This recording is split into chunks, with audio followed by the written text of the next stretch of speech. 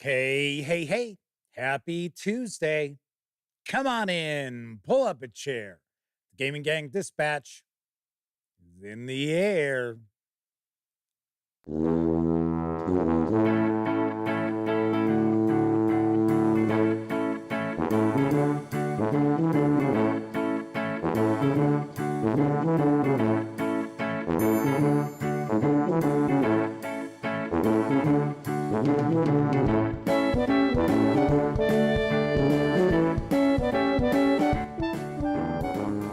Howdy, gang, and welcome once again to the Duct Tape Studios. I'm Jeff McAleer, your host, here at the Gaming Gang Dispatch, brought to you by, amazingly enough, thegaminggang.com, of which I happen to be the founder and editor-in-chief.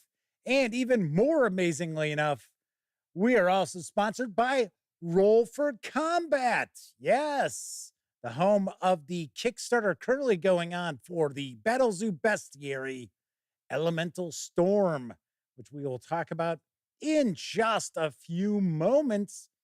Welcome aboard, everybody. Tonight is Tuesday, October 1st, 2024. This is live show 1106. If you are not overly familiar with the show, let me point out, super casual around here. We just hang out talking about the latest in tabletop gaming news, and then I will usually pontificate on a topic related to our hobby, which tonight's topic sort of is, because we are celebrating 14 years of the Gaming Gang website tonight.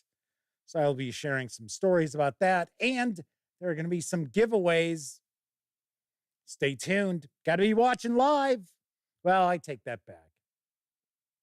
Because there's the big debate tonight, I'm sure there are some folks who would normally be watching, not going to be watching tonight. So I will not make it that you have to be watching live in order to take part in the giveaways. But there might be a little bit of I don't know, what would I say? Twist, possibly. We'll see. I'll talk about that in just a little bit.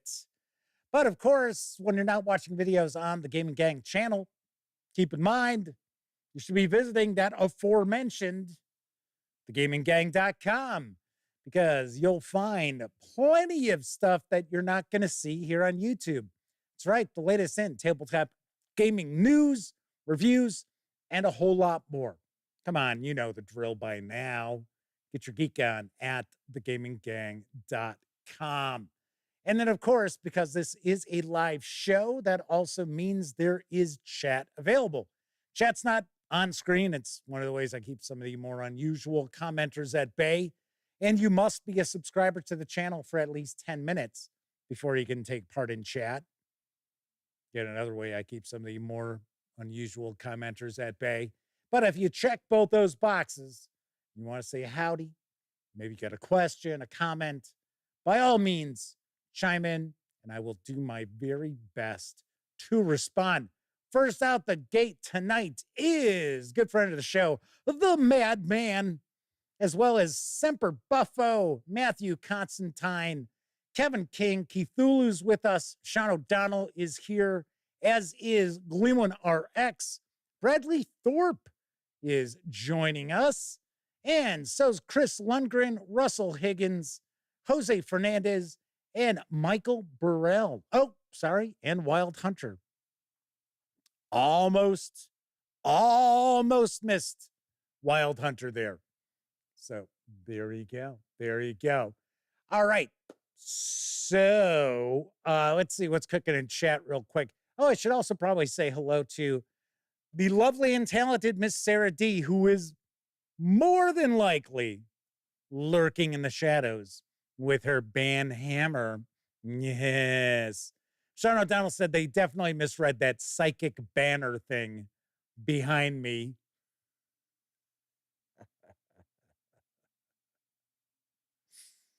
Yes. Bradley Thorpe says just started playing the Lord of the Rings role-playing game. They have to say they were really surprised It's like they're in Middle Earth. Chris Lundgren says it's the whole gang is hanging out. Buddy, the gaming cockatiel, as well as Chris's wife, Louisa. Hopefully I pronounced that correctly. Wild Hunter said they can't stay, but wanted to offer congratulations. Thank you very kindly. Let's see what else we've got here. My buddy Scout Weagle from high school is swinging on in. Lord Cost 2000. Stephen from Roll for Combat. Bradley Thorpe says they see the One Ring Moria expansion behind me. Can I tell them about it? Check out my review. That'll tell you all you need to know. Well, and if you want to learn more, I do have I did an interview with the author, Gareth Ryder Hanrahan, at Gen Con. So we talk a bit about that too. So there you go. David Merman is with us. I believe this might be a first-time visit in chat for David. And Leonardo Almeida is with us. Says 14 years. Geez, you're getting old. Kidding. No, I am old. I know all about it. And yes, Sarah D is with us this evening. So we've got a nice chat rocking and rolling already. So let's talk about our sponsor through October 8th. That's right. Our sponsor is Roll for Combat. That's why Steven's hanging out. He's making sure that I, do my job here talking about this sponsorship. Just kidding. And of course, the Battle Zoo Bestiary Elemental Storm Kickstarter. Deliver a fresh and exciting experience and keep players guessing with new elemental monsters that challenge the power of 20 unique elements, including classics like Earth, Wind, and Fire, and Air, as well as new elements like music, space, and time. Your players will never know what's coming. There is a short Kickstarter video for this Kickstarter, so let's take a peek.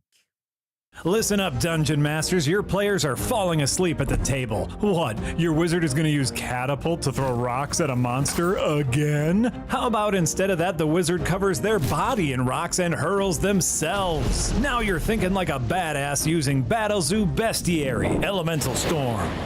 Filled with over 150 innovative elemental monsters, new elemental spells, and the monster parts system, allowing you to craft weapons, armor, and magic items from the creatures you slay, infusing elemental magic into them with 20 unique elements. Sure, there's classics like air, earth, fire, and water, but there's even weirder elements like music, space, and time. Doctor Who, Doctor You. Wait, I'm a player, not a dungeon master. Why should I give a shit? Well, Yahtzee, how about a brand new character archetype, the Monster Hunter? Climb on creatures, target specific body parts, and weaken them. Or just grab a small monster and use their attacks against the big one. Ooh, you sold me at big ones. Best of all, this archetype can fit along any class. Fighter Monster Hunter? Duh. Monk Monster Hunter? Sure. Wizard Monster Hunter? Well, it'll set the difficulty up, but go right ahead. Elemental Storm is filled with over 250 pages packed with stunning illustrations, detailed rules on the monster parts system, and so much more for your Pathfinder 2e and D&D 5th edition games. Click on the link below or head on over to kickstarter.rollforcombat.com to secure your copy of Battle Zoo Bestiary Elemental Storm today, and turn your table from slow and crunchy to fast and furious.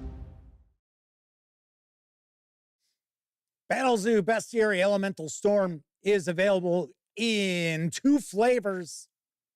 That's right. We've got 5e Dungeons and Dragons or Pathfinder 2nd Edition. You can reserve a copy of the hardcover in your preferred flavor for a $60 pledge. You can score just the PDF alone for whichever for a pledge of $30 through October 8th. Expected delivery is next spring. Yes, that's right.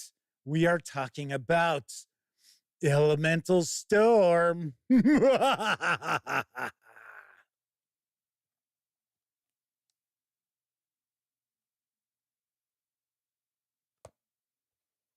Remember, Stephen from Roll for Combat won't allow me to share the book with you. So, you didn't see that.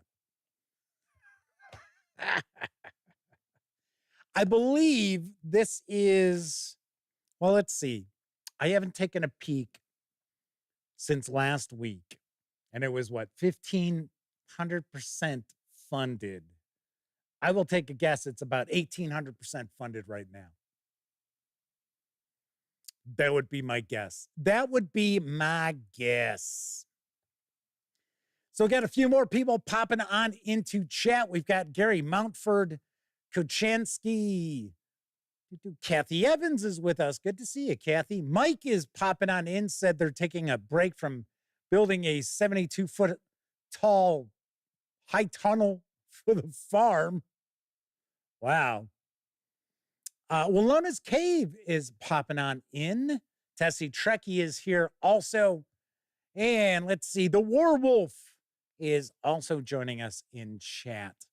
So Walona's Cave says Power Rangers RPG is on Humble Bundle right now. I don't share news pieces that have anything to do with Renegade Game Studio. They are on Jeff's shit list, so I no longer share news about that. But hey, we just mentioned it. There you go. John Snyder is with us in chat. Good to see everybody. So we're going to dive on into the news in just a moment. Do want to mention it is October 1st. Lots going on at the Gaming Gang.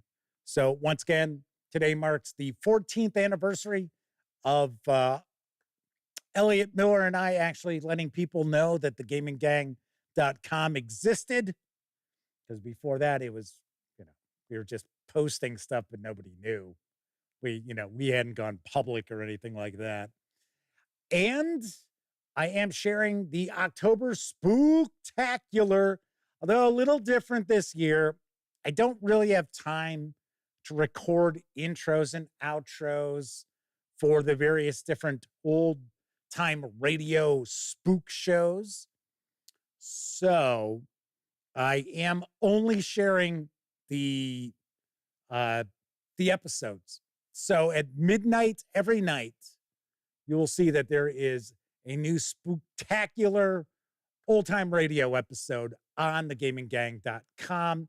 So I didn't want to just not do a Spooktacular this year. But like I said, I don't really have the time to be, because last year I shot like a little video intro, a little video outro, and then I had, the episode of the show. So, but you will enjoy it. You will enjoy it.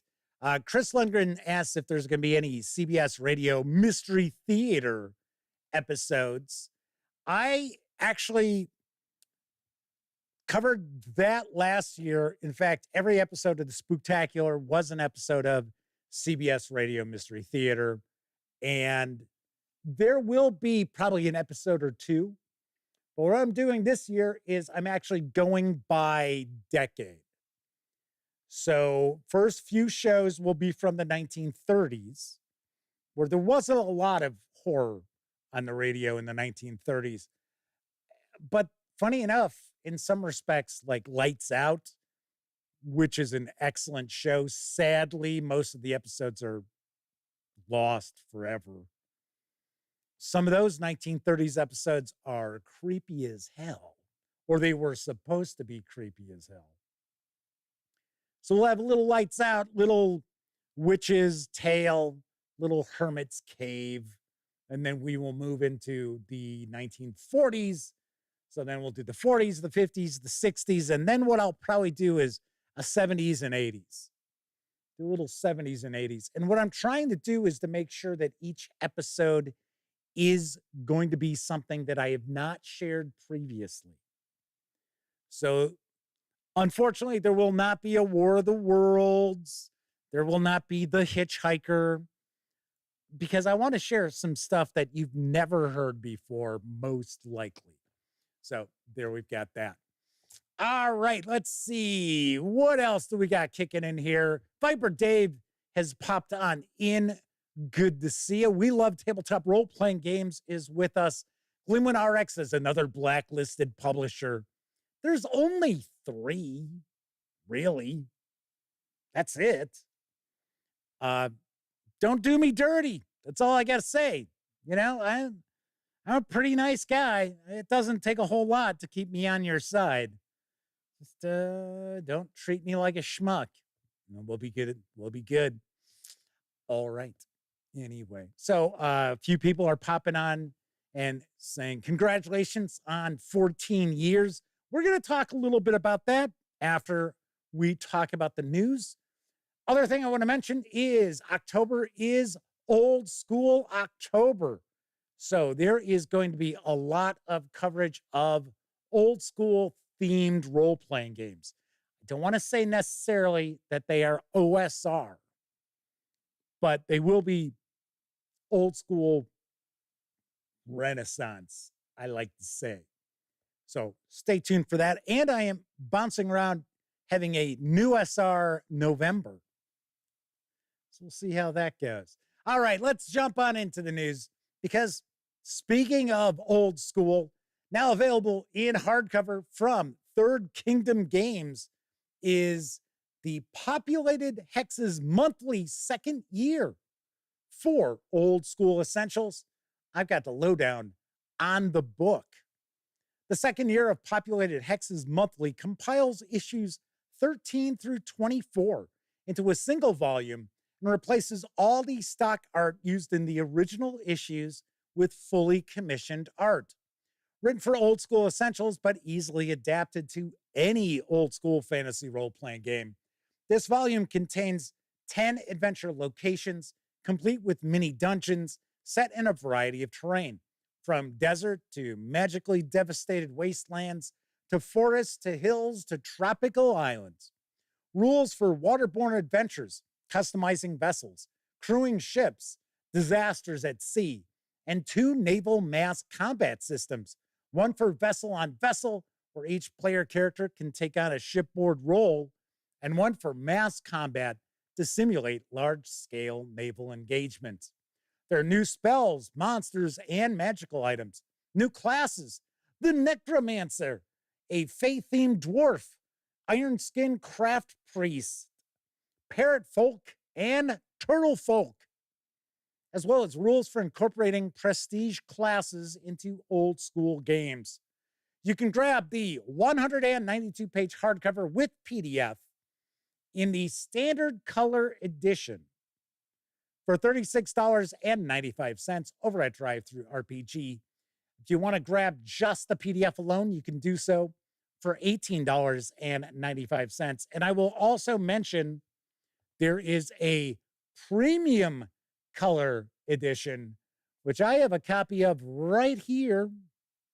So I will be reviewing this very shortly. And this carries an MSRP of $53.95.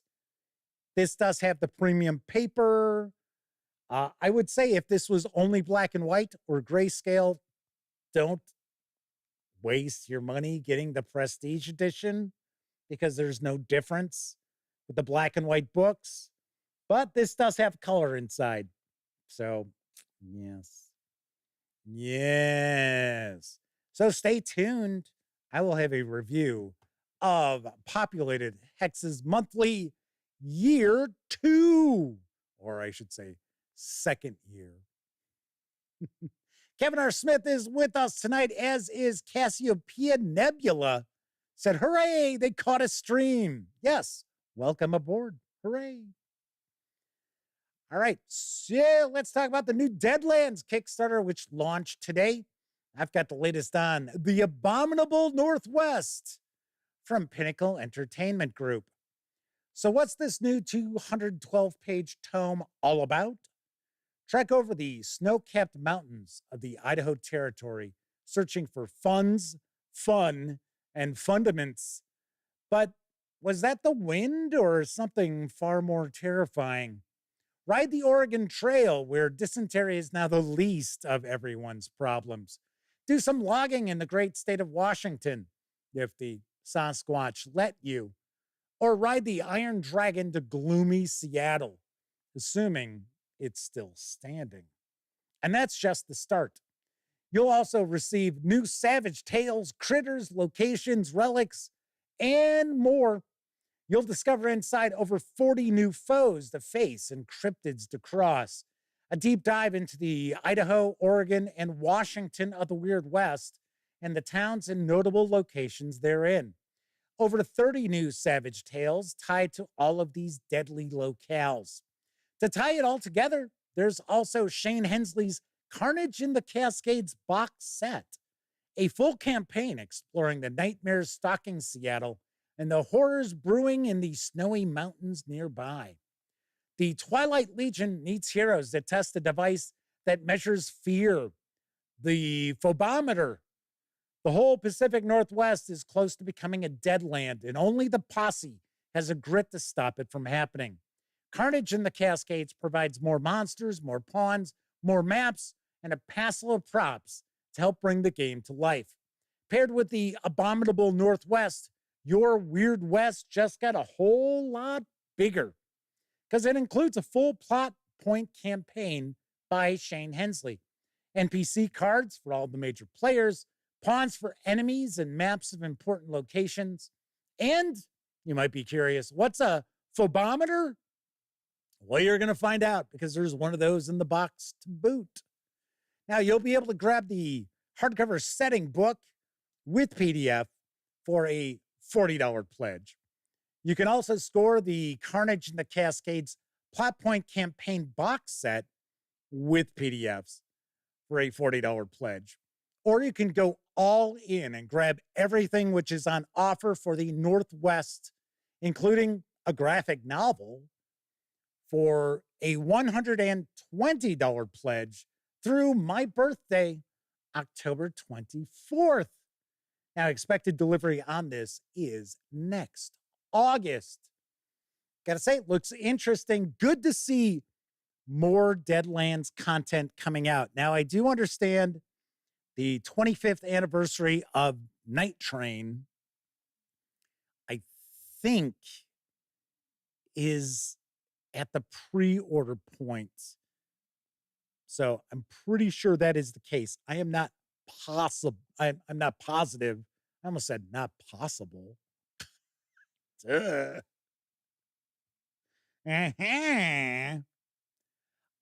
not positive on that, but I thought I encountered something recently saying that they're getting ready to start taking the pre-orders for that because it successfully kickstarted. And maybe, fingers crossed, we get an opportunity to take a peek at it. Maybe. You know, just recently I shared the first looks of the Pine Box Texas Middle School box set, as well as the Necessary Evil box set, both for the Savage Worlds Adventure Edition, just like this Deadlands Kickstarter is as well. Moving right along, Goodman Games is teamed with Humble Bundle for the 5e Dungeons & Dragons Adventures and More offer. And I've got the deets on the deal. Time to break out your lucky dice. Gather up your party for endless adventures with the ultimate D&D 5th edition adventure bundle.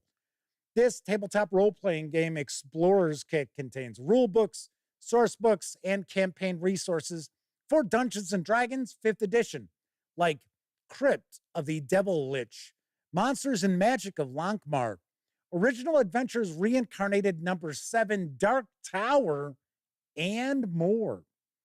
Get everything you need to embark on an epic journey together and help support the Global Food Banking Network with your purchase. Now, you can jump aboard for as little as $1. I'd buy that for $1. You can go all in for a minimum donation of $18, which is going to get you all 38 PDFs, which my mind is blown. Dark Tower is part of this. Crypt of the Devil Lich, the new edition, is part of this. That's awesome. So once again, you can get all of these for an $18 donation. Well, minimum donation, because you're always welcome to donate more. If you make a minimum donation of $30 or more, you can also get the softcover edition of Crypt of the Devil Lich included. What a rockin' deal. I swear, I talk about this all the time. The absolute best bundles, and I'm not knocking Bundle of Holding because I've got a Bundle of Holding news story right after this. But the best role-playing game bundles, without a doubt, are from Humble Bundle. And I want to say there are 3 role-playing game bundles going on right now at Humble Bundle.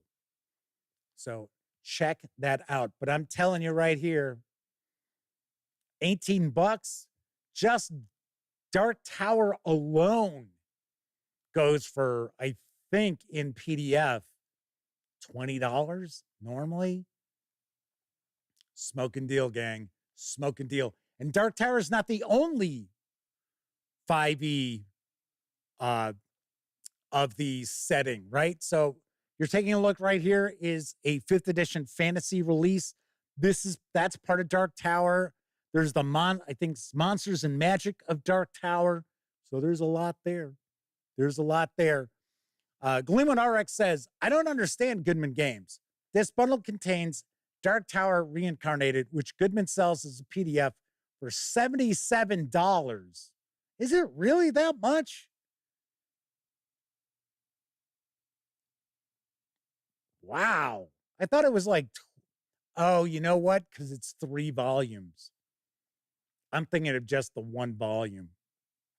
I thought the 1 volume you could get over at Drive-Thru RPG. I thought it was $20, something like that. Anyway, to continue, Gleeman RX says, that's way too expensive. Yeah, I'm with you on that one. And then they practically give it away in this bundle. All I can tell you is if you're interested, go grab it. Go get it now. Yes. Dark Tower is a classic. Dark Tower is a classic. I'll tell you that much. But yes, the Dark Tower slipcase has 3 volumes. At least. It might even be 4 volumes. One is the 5e Dark Tower. One is the Dungeon Crawl Classics Dark Tower. And I think the third is just the standard Dark Tower, which was Judges Guild.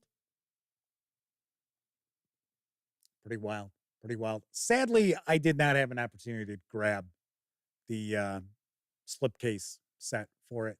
So my Original Adventures Reincarnated collection is only 1 through 6. So if you're interested in more savings on role-playing games, Aquilare Fantasy Role-Playing Game, I think that's how it's pronounced, not sure, is the subject of a new bundle of holding. I've got the scoop on the savings. Adventura. This all-new Aquilare bundle presents the English language version of, you guessed it, Aquilare, the acclaimed Spanish tabletop dark fantasy role-playing game. Across the Iberian Peninsula of the late Middle Ages, angels, demons, and non-human creatures support or exploit 5 warring kingdoms. Vampires ride with the mercenary white companies that plunder Navarre. Labasum werewolves howl in Galicia. Lemures stalk the roads, and ghouls sniff the tombs in Granada, the land once called Al-Andalus. Fallen Renuberos joined the Inquisition in Aragon, doing evil to regain favor with infernal forces. And Castilian King Pedro the Cruel makes deals with the Black Prince of England, deals that can cost him his throne and his soul. Behind it all, the witches of Galicia, the Magias, invoke the power of Lucifer in their ritual gatherings. the Aqualair. This English language translation was funded in an October 2015 Kickstarter campaign, published in 2018, distributed for a time by Chaosium Inc., now currently available from Nocturnal Media. This all-new bundle brings you the entire English language line for an unbeatable bargain price. For just $9.95, you'll get all 4 titles in the Aqualair collection.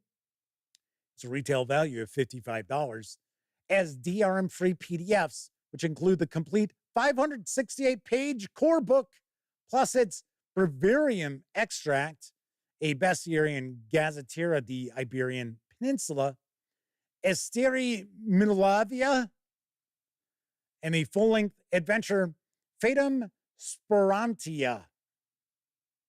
These savings will run through October 9th. So this is kind of a short bundle of holding that's going on currently for this, because this just popped up. Matthew Constantine says supposedly the Dark Tower Original Adventures Reincarnated slipcase is 600 pages. Pretty sweet. Pretty sweet. For some reason, I thought the MSRP on that slipcase wasn't it like 120? Somewhere in that vicinity? I forget. Because I kind of kicked the tires on maybe getting it, maybe backing the Kickstarter, and I was like,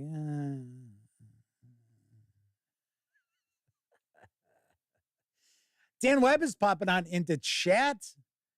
Yes, thank you very much. They're offering congratulations on 14 years of the Gaming Gang website.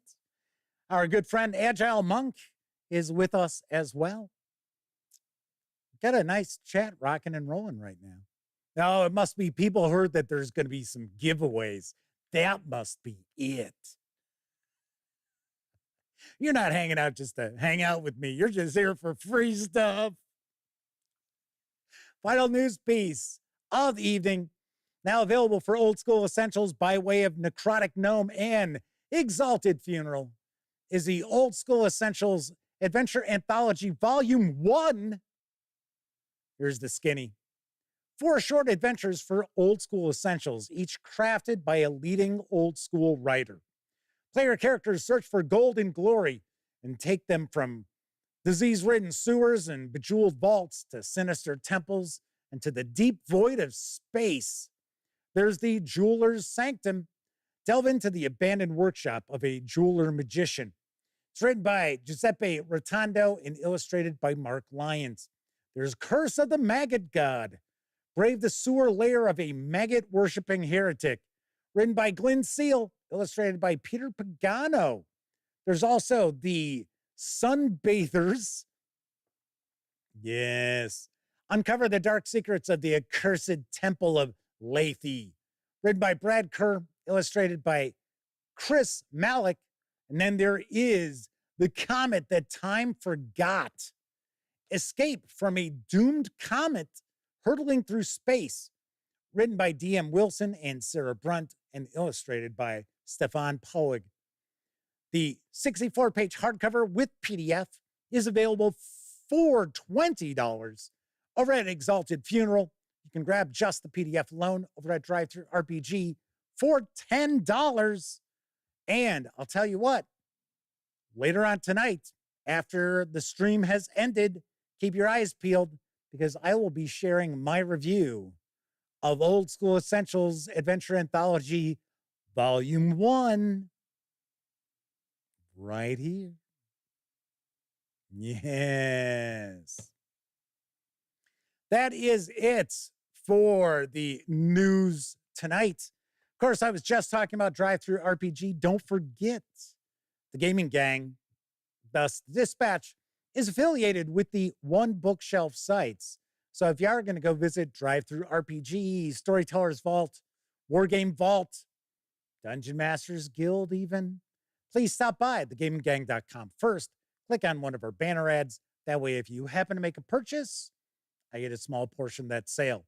All those nickels, dimes, and quarters really do add up and help keep thegaminggang.com around. If you like the video, by all means, if you like the video, if you dig the channel, if you find thegaminggang.com to be a valuable resource, hell, if you just like what we do, you can always stop on by paypal.me/thegaminggang and make a small donation. Hell, you can buy me a 2-liter bottle of soda. Boo. And there are some of you out there who stop on by and make not small donations, such as our good friend of the show, the Madman. But hey, you know what? Stop by paypal.me/thegaminggang. Use our banner ads to go over to the drive-through sites, or one bookshelf sites, I should say. It is much appreciated. It is much appreciated. Cassiopeia Nebula asks if I have a PayPal. I do, but if you want to make a donation, you go to paypal.me/thegaminggang. Pete Strakulich is with us in chat, says Adventure Anthology is sick. I don't know, feels room temperature to me. Oh! Dan Webb says the only freebie they came for was to hear Jeff's dulcet voice talking about RPG stuff. Oh, I don't know if that's the word I would use. Anywho, so we're going to talk about the 14th anniversary of the Gaming Gang website in just a few moments. But did want to also mention, I'm not going to do a show about it because, for one, I don't really cover Magic the Gathering. I mean, every once in a while, I might share a news piece. But for the most part, I mean, there's just so much going on with it. I don't. But I will tell you, I'm a little surprised. Once again, Wizards of the Coast has got to kick the hornet's nest. And it's like, really? So I saw, now I didn't even really know about this. My best friend Elliot Miller called me. This was last Friday. He said, oh, hey, did you see the thing about Magic the Gathering? I said, no, what? And he said, people are really upset about I believe it's Commander. A bunch of cards have been banned for Commander. And I guess these cards are highly valuable cards, which, of course, when they get banned from tournament use, the value of cards plummet. As far as I understand, I don't know. It has been decades since I sold Magic the Gathering cards. In fact, I mean, we're talking Magic had been out about a year. So that's just to let you know how long ago it's been since I sold Magic cards. Every once in a while, I'll go buy some, but because I like the game. I like the game. I've never played Commander. So anyway, so Elliot told me that people are just rioting. Their gamers are rioting about it. I was like, oh, okay. So then I saw, because I guess the rules and everything for Commander are controlled by some outside group. Because originally Commander wasn't really concocted by Wizards of the Coast, I don't think. But it was adopted by Wizards of the Coast. That's why they sell Commander decks prepackaged and everything. So I guess Wizards of the Coast announced that they are going to be taking control of Commander in-house. They're taking it away from this outside group because the outside group had been receiving death threats.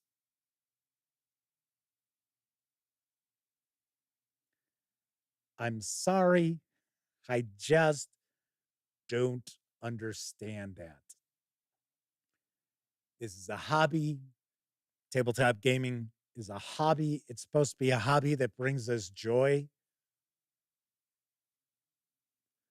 Something we're supposed to have fun with, enjoy the social aspect of the hobby. And yes, I know there are a lot of people in our hobby who are socially stunted, I guess we shall say. But the vast majority of gamers out there are just regular folk like you and I. But yes, I know there are some who may not want at your table, but still to issue death threats to people. I mean, that to me, that's just nuts. That is absolutely loony. Just don't get it. I just don't get it. So, like I said, I'm not going to do a show about it because I wouldn't know the first thing, right? It's one thing for me to say, okay, so Wizards of the Coast is screwing up with D&D or whatever D&D related. Magic the Gathering stuff, even though I like the game, I am more than happy to play it. I play a little Arena from time to time, not too often. But for me to devote an episode of the live stream to that controversy, it'd be kind of silly. Flint Fireforge is with us, wishing a happy anniversary. Thank you very much. Ours Fabula by Gradacious is also in chat. Kevin R. Smith says those cards were banned from Commander, right? One of which was only usable in Commander. It's like, okay. Kevin R. Smith says, I'm not sure it's the whole format or just the ban list. From what I understand, if you're talking about what you're not sure about, from what I understand, it was Wizards of the Coast was taking complete control of Commander. Like I said, that is what I saw. Now, is that going to be the case? Who knows? You know, I mean, wouldn't be the first time that Wizards of the Coast said they were going to do something and then they didn't. Kevin R. Smith says, I agree. I mean, banning the card that was only useful in Commander was weird, but this is just a game. I know. I don't get it. I just do not get it. Otto is with us in chat. Welcome aboard. Might be a first time visit in chat for Mr. Otto. Ellen Rowe is with us, offering congratulations. Thank you very much. Matthew Constantine says, fandoms are becoming completely unhinged. I know. Just like the actress from The Boys, her character is relatively new, had to like publicly state that I guess some folks, some men at conventions were getting out of hand with her because, you know, the character she plays is kind of slutty, but that's, you know, a character she plays in a show that's like super over the top.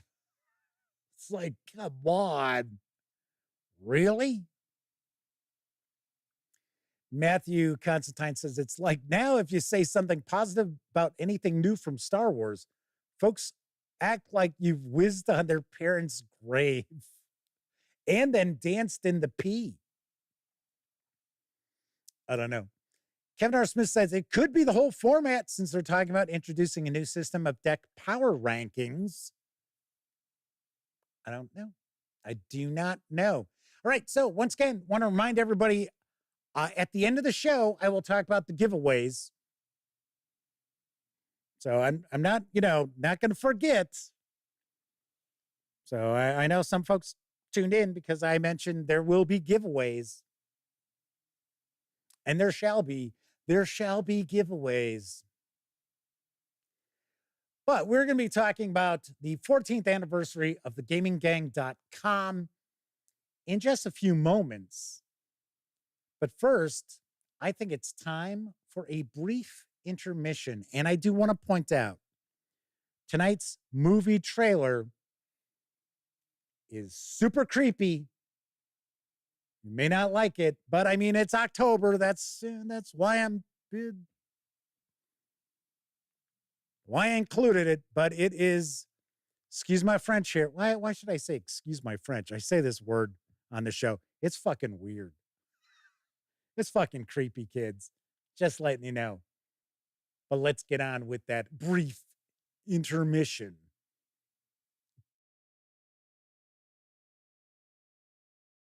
It's time to stretch and fetch. See what's cooking at our refreshment counter. You'll find your favorite foods and beverages, plus many new goodies to tempt your appetite and add to your evening's pleasure.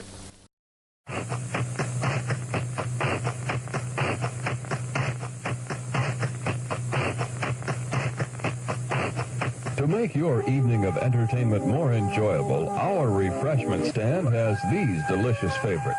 Hot and crispy pizzas.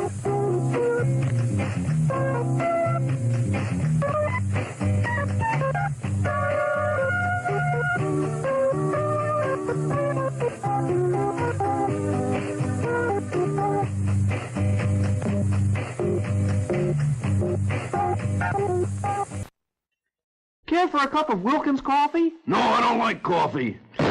This has been a public service announcement.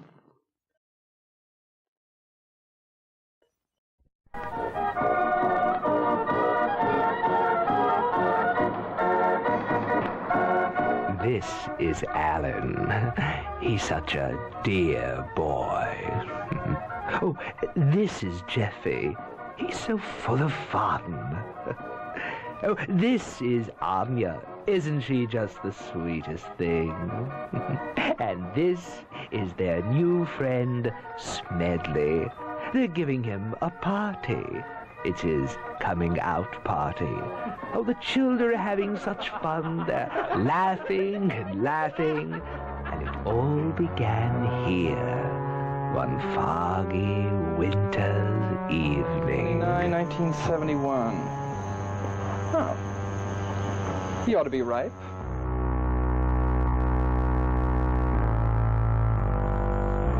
It's party time. It's the shank of the evening. My friend Orville and I are having cocktails in 10 minutes at my island cottage. Alan, you're not really going to take that thing back to the cottage.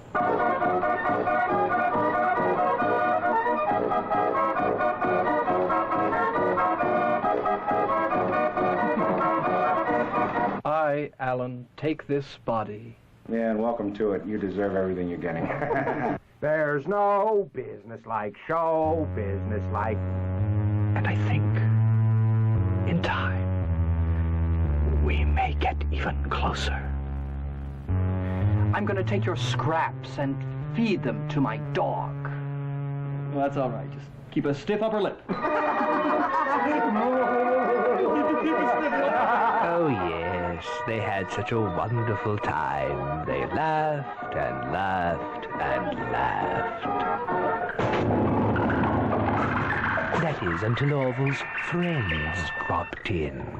Then they screamed and screamed and screamed.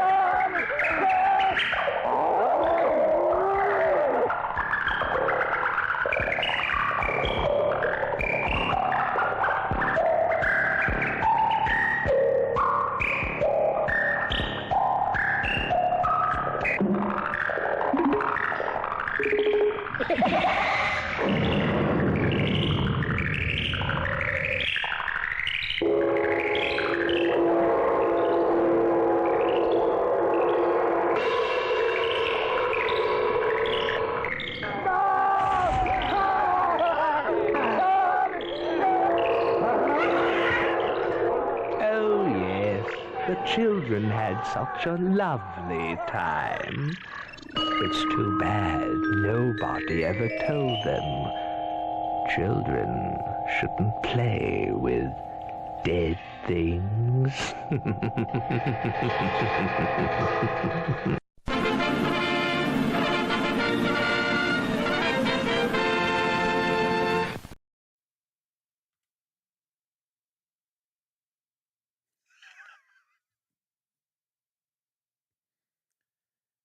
I remember seeing that movie on VHS when I was about 15 or 16.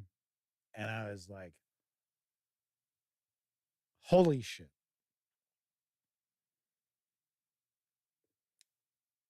So get ready for this. Here's a nice little piece of trivia for you. As a couple of folks, Flint Fireforge and I believe it was Matthew Constantine, knew what movie that was before we got to the title at the end. That's impressive. Very impressive. So the director of this film went on to direct, get ready for it, A Christmas Story. Yep.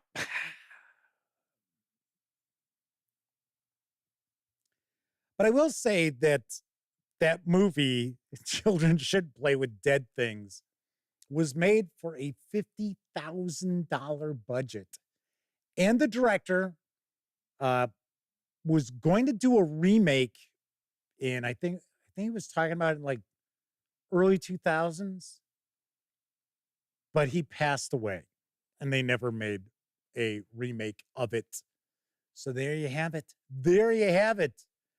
Pete Rakolich was like, that was twisted. I was actually rooting for the zombies. Michael Chad is with us in chat. Tessie Trekkie's with us. Said, why do black magic practitioners make the best lovers? Because you can't spell necromancer without romance. Coco B is with us tonight. Good to see you. I think I've said hello to everybody. Let's see. You know what? I may not have said hello to James Eck and Ron Turner. So hello to you both. Ellen Rose says, hasn't Wizards been shafting Magic players for years? Yeah, I had to laugh. I had to stand in line to get a pass for my nephew that I had bought one year at Gen Con. And I went over and I stood in line that night because it's 24 hours for the pickup. And it was a long line. It was Wednesday. It was Wednesday night. So I was talking to some of the folks who were standing around, and one of the guys was a big Magic player, and he was talking about, oh, he just opened up a booster, and he was so excited because the booster had like $20 worth of cards in it. I was like, oh, okay. So yeah. Now when we would be opening up cards and be like, oh, look, a Mox Pearl. Nice. Sweet. All those goodies. All right. Anyway, so tonight we're going to talk a little bit about the anniversary of the website. Not going to be a long show. I mean, it's not really a big topic to get into. I've already done my AMA for September and finished up my role-playing game Tale, right? RPG story time. So it was funny. Elliot watched that because I had mentioned on Thursday's show when I did that Elliot forgot how the whole Zombie Mike story concluded. And he watched it the next day. He's like, yes, you start talking about it. He's like, oh, yes, now I remember. I remember it now. So W. Forge is asking, who came up with the name The Gaming Gang? I did. And it, you know, it's kind of a throwback to, and my friend Scott Weigel, if he's still hanging out in chat, he can attest to this. When we were in high school, we belonged to a gaming club, and it was called the Gamers Guild. And I had thought of calling it the Gaming Guild, and then I was like, so we went with the Gaming Gang because when we first launched, it was Elliot and I, and then we had a couple other people who were looking to come on board. One of them did. And at one point, there were 5 of us all together. Now, of course, the vast majority of the work was being done by Elliot and I, but we did have we had a couple of pretty solid reviewers. Now, we also had somebody who would, from time to time, kind of chime in with stuff. And the reality is now it's 3, including my brother. Well, I guess if I count like my nephew Cameron, because he plays the games and that I review, the board games and stuff like that, he's part of the gang. Elliot's still part of the gang, but he's not really a contributor anymore. Although every once in a while he kicks around, yeah, I'd like to get back into it. And then he realizes, yeah, maybe not. He forgets how much work there was involved, especially like he was doing his own thing for, I think it was a couple of years, maybe a little more than that, when he was doing his Voice of E, which was, he had a, website, and he was doing stuff for YouTube. In fact, it kind of irritates me because when I see people who are like dressed in costumes and doing little shticks for board games, that Elliot was the one who came up with that, who started doing that. Nobody was doing little stories about the board game.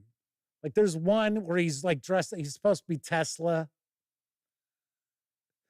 So, I mean, that was kind of his thing. And then he just stopped doing it. Because a lot of people don't realize this stuff's a lot of work. A lot of work for pretty much no pay. And, as much as everybody in chat, you are fantastic. The vast majority of commenters are really nice folks. Thing is, the vast majority of people who watch videos on YouTube never comment. They never even bother to click a thumbs up or even a thumbs down. So a lot of times you feel like you're sort of just speaking to the ether. Now, not with the live show, because with the live show, I got chat right there. I'm looking at the chat. So, but when I first started doing the live shows, there weren't a lot of people in chat. That's for sure. So, Michael Chad said they had a gamers guild in their high school too. Pizza Draculite says, sounds like Mafia, Jeff. Sign me up. W. Forge says, Jeff and Elliot. It's 2 T's, by the way. That was one of the big things with Elliot. The Paul and John of the gaming gang. I'll take the John Lennon. Elliot can be Paul McCartney. That's okay. Chris Langer says, talking in the wind. Yes, that would suck. Gleeman RX says, the hard work shows in your product. Very polished show. I don't know how polished that is. Roger Perdome is with us. Tony Urquides is also with us, saying that was easily one of the craziest trailers they have ever seen. Yeah, well, it's Halloween season. I'm going to share probably some creepy grindhouse sort of horror trailers with us as part of our brief intermissions for the month. Chris Lundgren asks, if I were doing it, starting over, what would I do different? Well, I'll tell you what, as far as the website itself, I told the story before how I lived out in Arizona. I'm trying to remember exactly where I was. I want to say at that point in time, I lived in Chandler. And Elliot and I have been best friends since 1981. So we've known each other since the second day of high school for both of us. And we've been friends, and then I would say best friends since 1981. And we would talk and stay in touch. So I'd probably talk to him at least once every couple of weeks. And he started talking about how he was getting back into board games because I mainly was just playing computer games and stuff. So he said, "Oh, you should listen to this podcast. They're pretty good." And I'm not going to say who it was, because if you've watched the show over the years, you know who it was. And I listened to a few episodes and I thought it was fine. And I said to Elliot, I said, "Well, you know what?" I said, "To be honest, I think we could do better." And the big selling point was because he and I were best friends. So even if you listen to old episodes of our podcast, which you still can over on thegaminggang.com, there is that camaraderie. You can tell. And we bust each other's chops and joke around and things like that. So I said, "But you know what we're going to do?" I said, "We're going to actually have a website that has news and reviews and things like that." Because at that point in time, there were only a handful of people who were covering tabletop games. And some had websites, but didn't do podcasts. And some had podcasts, but they didn't really do websites. So they had a website that they would like post their episode to, but that was about it. So anyway, I was like, "I'll tell you what, we'll do that. We'll post news and we'll post reviews, and then we'll also do our reviews on the podcast." So most of the time when we had the podcast, we actually did our reviews, and then we had those same reviews were written reviews too. So you didn't necessarily have to listen to the podcast to hear the reviews. We used to, well, towards the end of the podcast, we started to do podcast only reviews. And we actually got pretty popular. We were pretty popular there. Ars Fabula asks, "What 2-liter soda is my go-to?" My go-to is Diet Right, because there's no sugar, no caffeine, no sodium. Chris is curious about building the website. Madman says, "Jeff, you and Elliot bust each other's chops? I had no idea. I've never seen it." Madman's mentioning that because we were hanging out. We had we had dinner and a couple of adult beverages with the Madman at the last Gen Con. And yes, Elliot and I were, joking around. Edge for Life is with us. Thank you very much for the congratulations. Chris Lundgren says, "No flavor." Well, the reality is I'm so used to drinking diet soda, it has flavor to me. If I drank like regular soda, I'd be like, "Oh my God, so much sugar." Anyway, so the question was, what would I do differently? I think I would have taken this less seriously, which might sound kind of strange. So we were pretty popular. We weren't doing video yet. Oh yeah, actually we did start doing some video. Not a lot, but we did do a bit of video, and I didn't post anything on YouTube until 2012.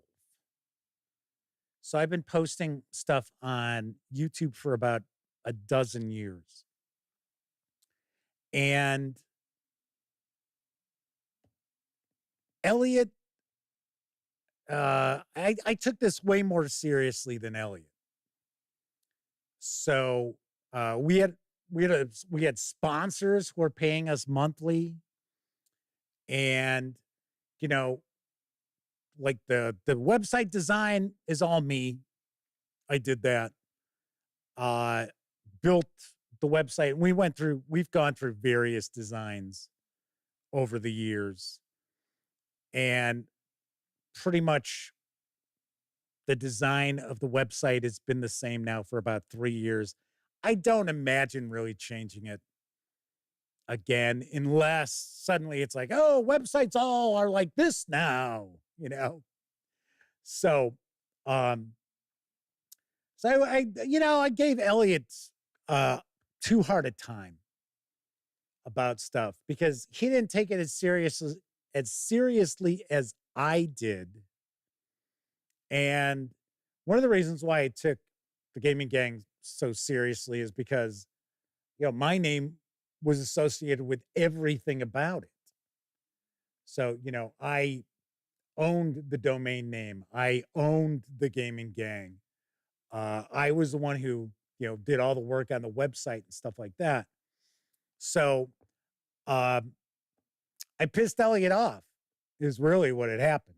So, in fact, I remember one day he told me, he said, I already have a boss. I don't need another one. And that was it. He was like, yeah, that's it. So I was like, okay. I was like, all right. And then, funny enough, we didn't talk for about a year. And I ran into him at Origins.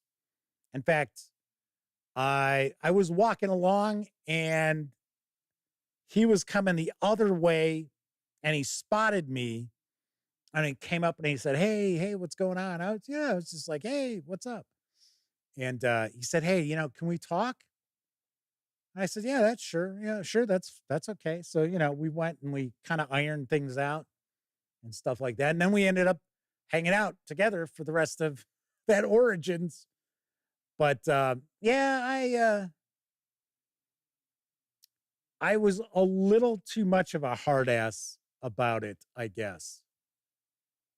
So if I were going to do something differently, that would be what I would have done differently because we were getting really, I don't want to say, we weren't like Dice Tower popular, but we weren't far off. And we were doing stuff that, because remember, at this point in time, it was just Tom Vassell and, oh gosh, now I can't remember, his main co-host who does voiceover work. Damn it. Sorry. Just goes to show how often I have seen stuff from the Dice Tower over the past 8 years. But I've mentioned this before that Tom wanted us to come on board. And I was like, actually, I was like, no, I don't want to have somebody else who's my boss. I was like, I wanted us to be able to do what we did, however we did it and stuff like that. But that was back at a point in time when maybe there were 2 other like entities who were part of the Dice Tower network at the time. But anyway, that's what I would change. People are always like, how come the gaming gang's not more popular? Funny enough, the website is. The website pulls in a lot of visitors, tons of visitors. Hardly any commenters, though, which I find to be really weird. I don't know if it's because it's just not a website that looks to engage like comments from people, because it's mainly news and then reviews and stuff like that. Not necessarily sitting there writing, oh, what do you think?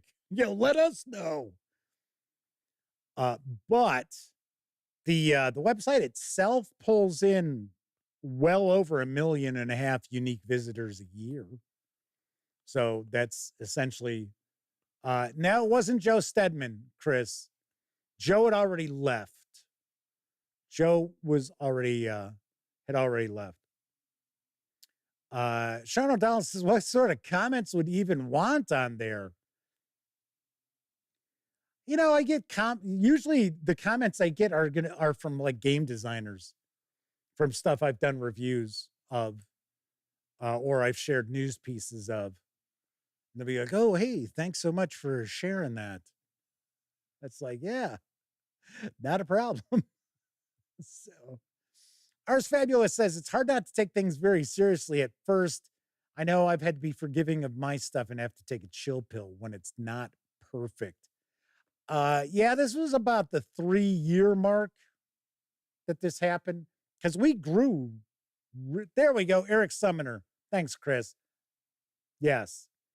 It was Tom and Eric at that point in time on the Dice Tower. And they didn't do video. It was just podcast. So Sean O'Donnell says, I mean, I'm game. I don't have a free afternoon to spam. You don't necessarily have to spam it. If a lot of people, funny enough, a lot of people watch these videos have absolutely no idea that thegaminggang.com exists, even though I mention it on every show at least twice. They do not visit, or they don't know that it exists. So, because, some people tune in and the show's already started, and then they tune out when I'm like, oh, that's it for this time out. They're like, okay, dink. All right, that's it. Then I'm done. I don't need to watch you do the spiel at the end.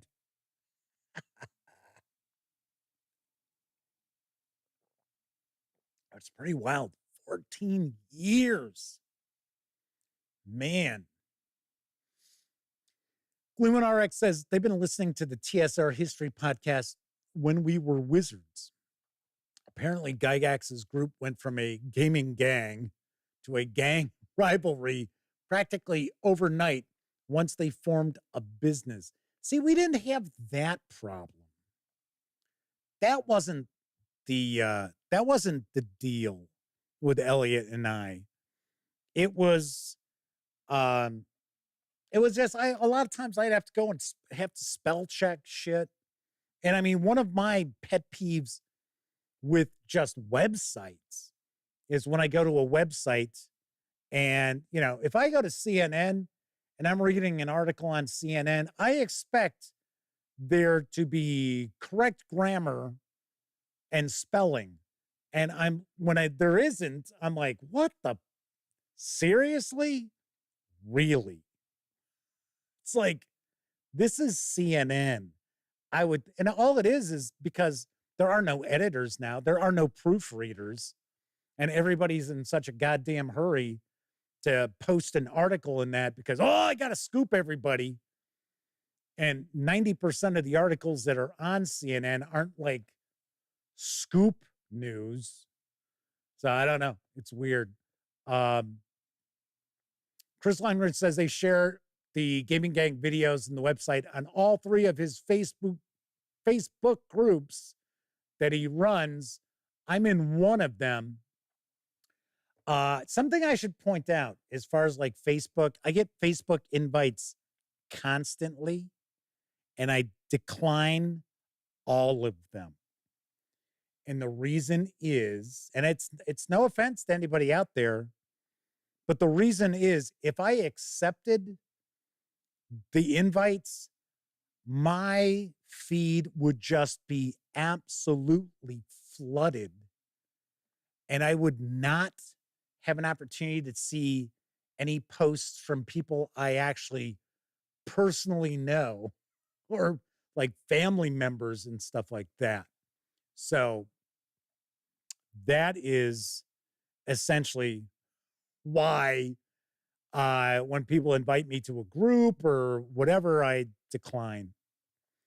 Just like if somebody sends me a friend request, I always take a look to see who they are and kind of scroll through some of their stuff, take a look to see who they might be friends with, if I have mutual friends.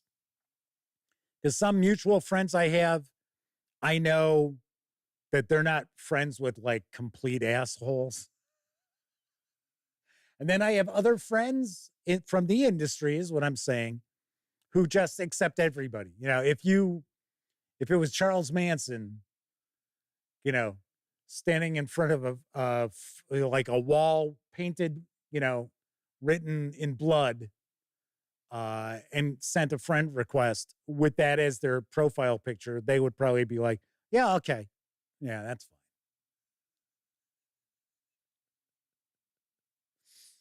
fine. Cassiopeia Nebula says, I know a copy editor. I don't trust spell check, grammar check. No, not really. Etch for Life says they just bought the Pathfinder beginner set. It's got a typo on the player handout cards. They wrote player can't. Found that interesting on a professional product. Happens all the time. I just reviewed Through the Hedgerow, and there were a handful of typos in that. It's gotten to the point where I'm like, I'll mention it in a review, but these days, if something is absolutely perfect as far as its presentation, that would require some mention in a review to be like, wow.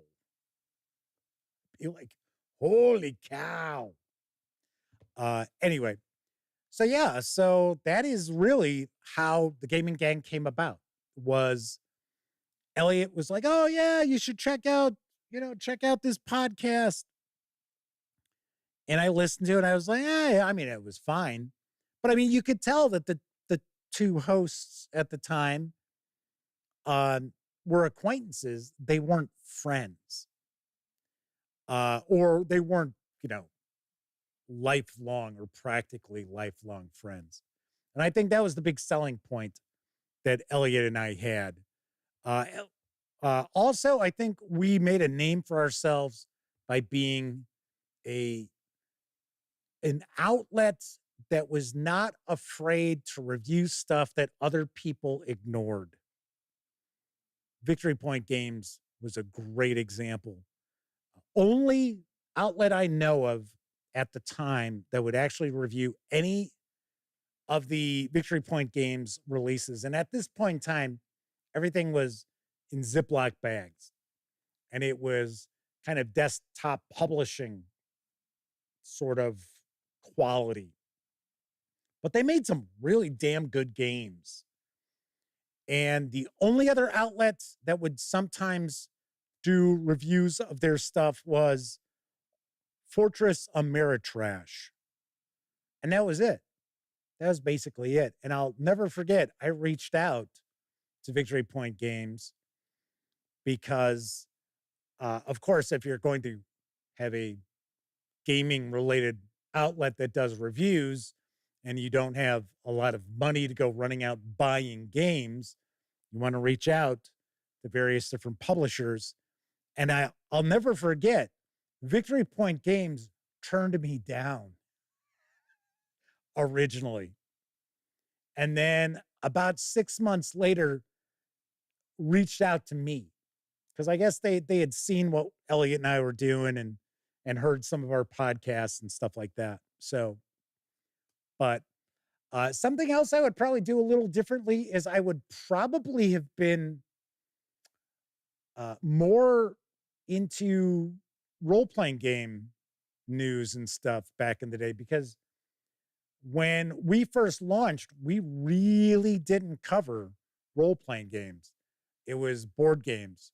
So one thing that we never really got into, although Elliot reviewed some like kids games and stuff, and I would get publishers reaching out to me and be like, oh, hey, we'd love you to review this kids game or party game. And I'd normally be like,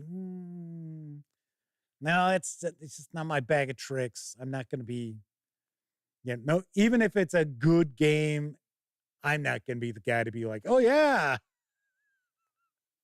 So Kevin R. Smith says the role-playing game industry has long been famous for bad copy editing.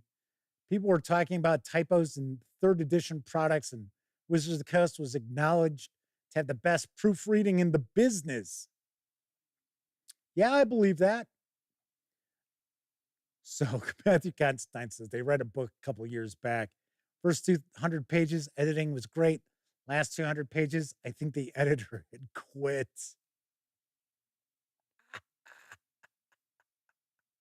Matthew Constantine says they only reached out to one company. They were turned down, but they've had some indie folks reach out, which has been cool. What I always recommend, anybody who wants to do this kind of stuff, establish yourself that and make it known through like your reviews and stuff like that, that number one, you're your own person, that you're not going to be in some publisher's pocket. And you'll be surprised how many companies appreciate that. And if you're a reviewer, have something original to say. I mean, I'm not saying that my reviews are all that great. I am the first one to tell you that. And probably because I refuse to sit there and script my reviews.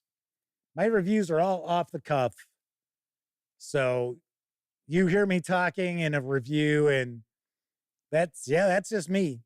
The only thing I script is who wrote it, or who the designers are and who the artists are. That's it.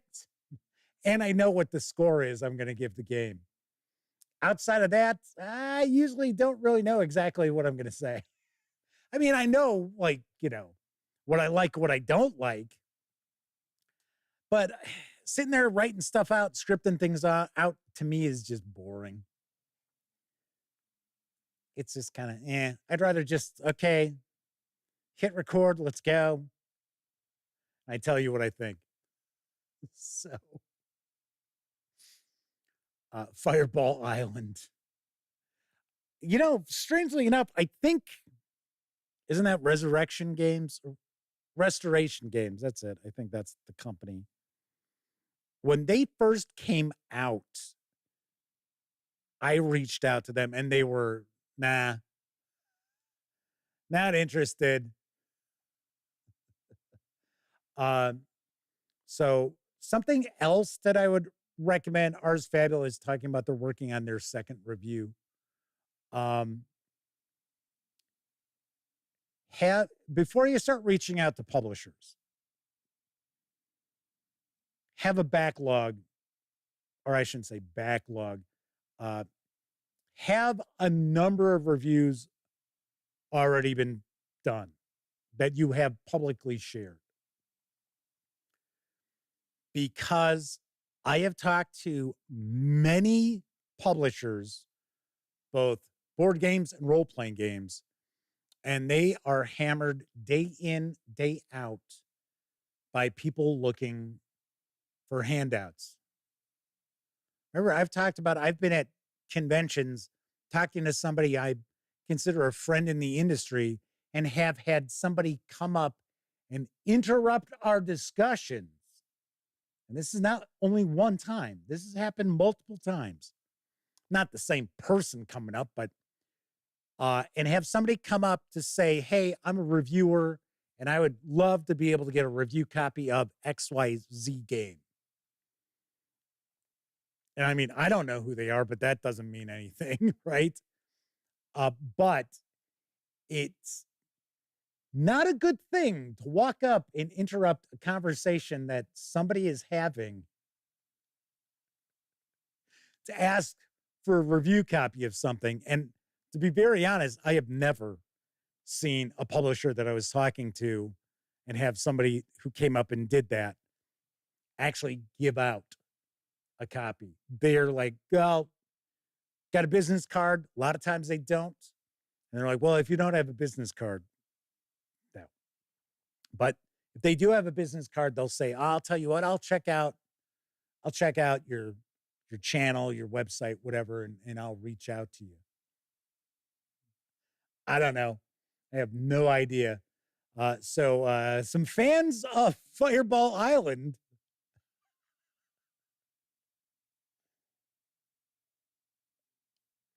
Matthew Constantine says, I can't script a video. I've written out bullet points a couple of times, but I don't do a lot of reviews on their YouTube channel. I'll do bullet points for the show. So like if I'm doing something where it's like 10 whatever, then I'll be like, 10 ways to do X. Then I'll just, bullet point what each thing is and then go from there.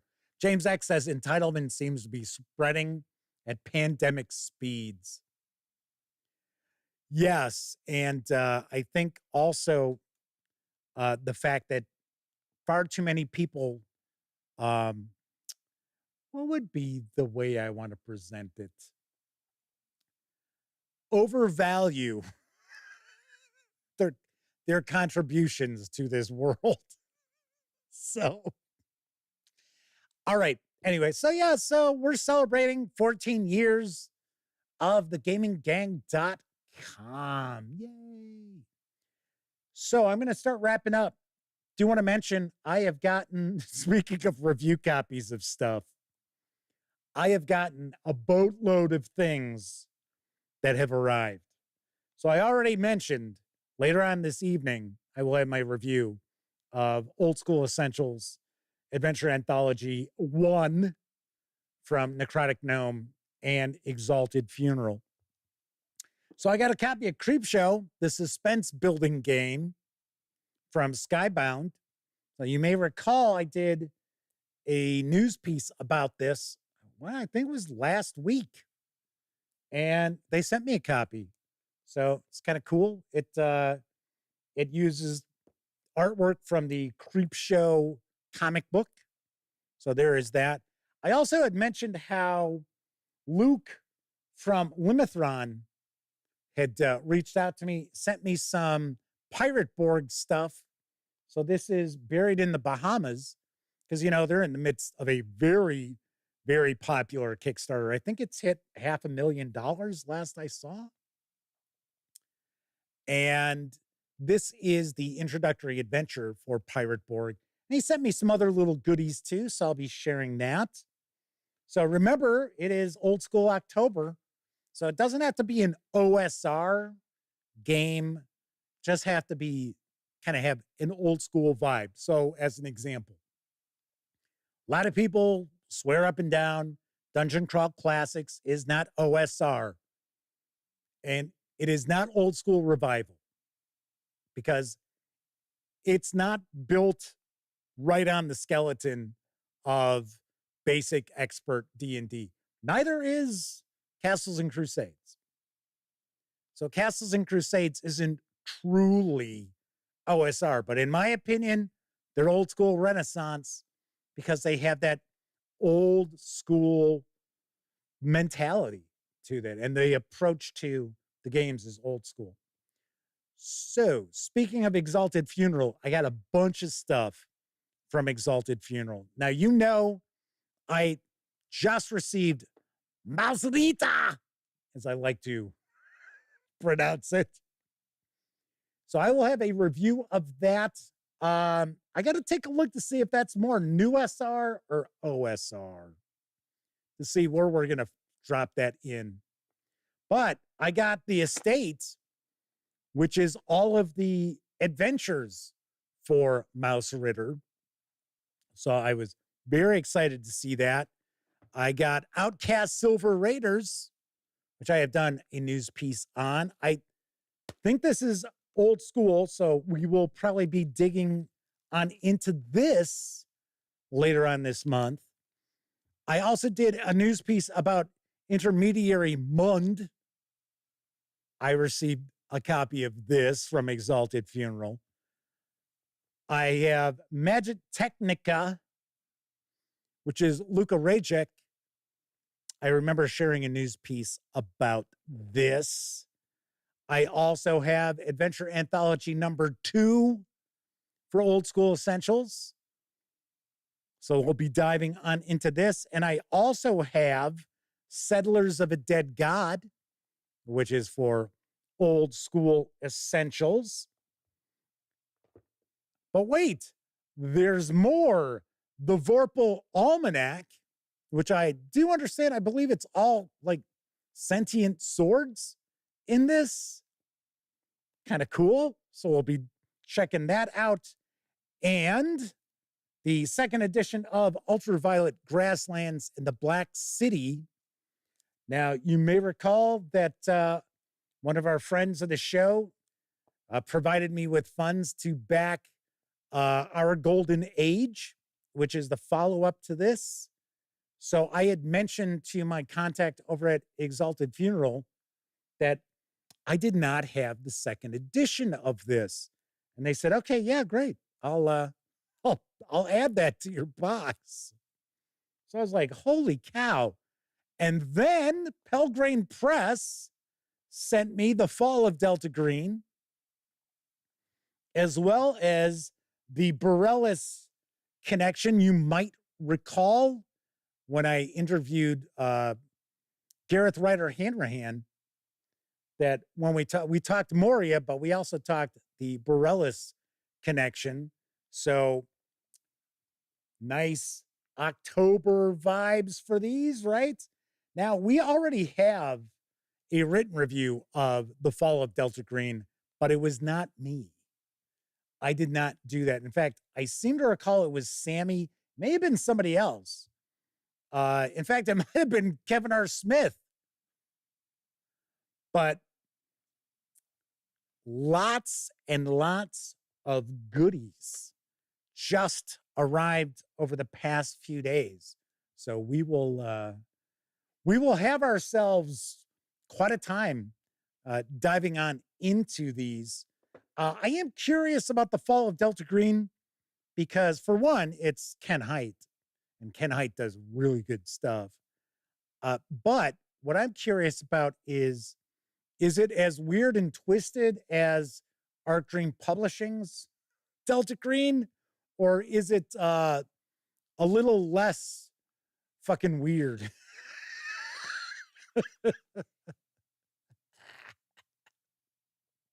Matthew Constantine. And I mean, I love Delta Green, don't get me wrong, but some of the adventures that come out are like,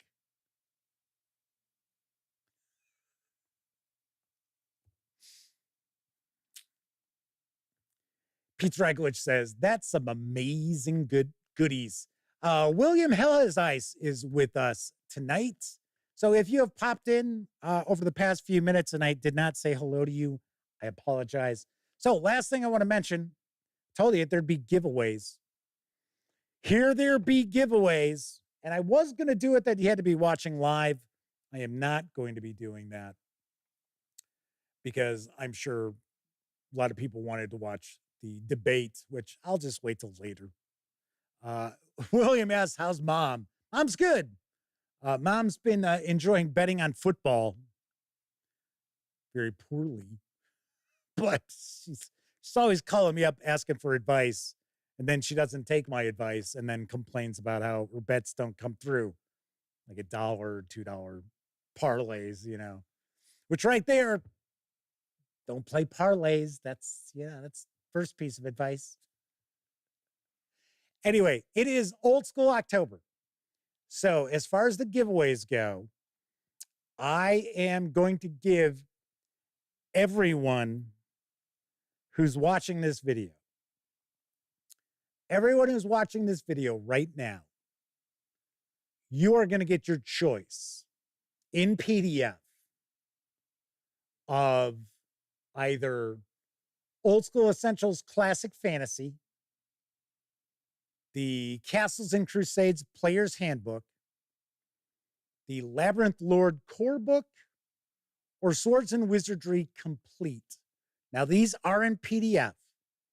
Now, what you need to do, though, you have to comment on the video. You have to give the video a thumbs up. I can't tell you if you do or not. I don't know if you do. I ask you if you would please do that. And share a comment on the video to let me know what you've enjoyed most about the Gaming Gang. Could be the website, could be the videos, could be whatever, right? So that is what you need to do. And then shoot me an email to Jeff McAleer at thegaminggang.com. Let me know which of those 4 old school Renaissance role-playing games you would like a copy of in PDF, and I will get you a copy within the next 24 hours or so. GameCat is with us tonight, so welcome aboard. Good to see you. So that is it. So there you go. I told you there'd be giveaways. I didn't necessarily tell you that everybody was going to score the giveaway. Now, if you are watching after the fact, if you are watching on Memorex, you have until 9 a.m. Central tomorrow to get in on the giveaway. Because I can't just leave it open. Oh, well, forever. That I can't do. So there you go. There you have it. There is the giveaway.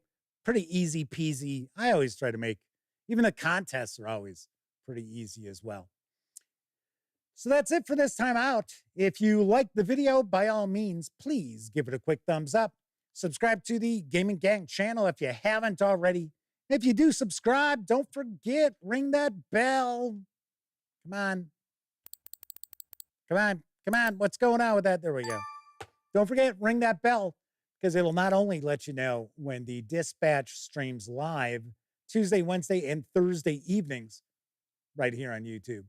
It'll also inform you when I share other videos, such as my review of Old School Essentials Adventure Anthology 1, which you will find up a little bit later on tonight, probably within the next 30, 40 minutes or so. All right. And tomorrow night, I think tomorrow's topic is going to be, is the OSR right for you? We will discuss. Yes. If you're watching live, thank you very much. If you watched live and took part in chat, a bigger thank you, because not only are you keeping me company, you're keeping each other company too. But of course, I know a lot of people out there, they don't have an opportunity to watch live. Doesn't matter if you're watching live or on Memorex. Thank you kindly for watching any of the over 2,000 videos here on the Gaming Gang channel. Of course, everybody enjoy the rest of your morning, afternoon, evening, whatever time of day it is in your neck of the woods. Thank you for watching. Once again, I'm Jeff McAleer. And as always, I certainly hope all of you get to enjoy plenty of great gaming with your gang.